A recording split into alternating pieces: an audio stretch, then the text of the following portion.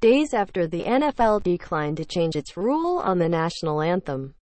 About 24 players protested around the league Sunday.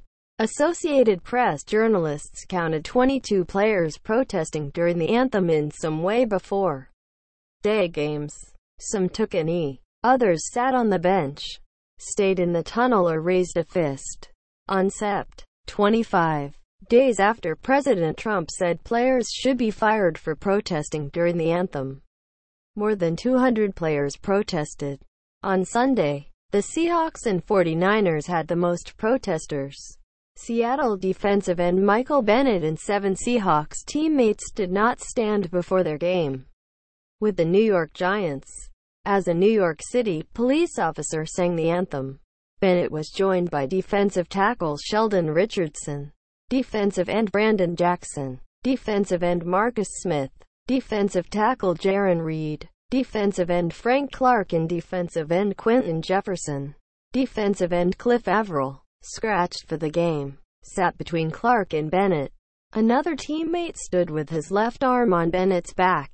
One Seattle player kneeled. In San Francisco, about a half-dozen 49ers kneeled, led by Eric Reed, Marquise Goodwin, rookie linebacker Reuben Foster, Eli Harold, Adrian Colbert and Kawan Williams. All the Dallas Cowboys stood, but defensive tackle David Irving raised his fist after the anthem ended. In Cleveland, Titans wide receiver Richard Matthews stayed inside the tunnel during the national anthem.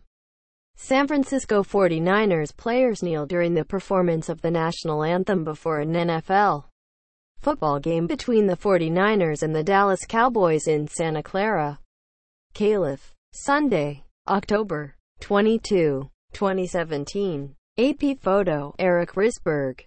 Chargers left tackle Russell Okung stood with his right fist raised during the anthem before Los Angeles hosted the Denver Broncos. A group of 11 owners and more than a dozen players met for more than 2 hours Tuesday at the league's headquarters. Among the topics discussed was enhancing the players' platforms for speaking out on social issues. The NFL's policy on the national anthem was not changed. Just one player appeared to protest visibly during the early games Sunday, with Rams linebacker Robert Quinn raising his fist during the U.S. anthem, then bringing it down before God Save the Queen, before playing Arizona in London. Commissioner Roger Goodell and several owners said Wednesday that changing the language from should stand to must stand was not discussed at the league's fall meetings. Most of the Indianapolis Colts locked arms before kickoff at home against the Jacksonville Jaguars. In Miami, Kenny Stills, Michael Thomas and Julius Thomas all stayed in the locker room during the anthem. ____ for more NFL coverage. http www.pro32 app Oregon http www.twitter.com AP_NFL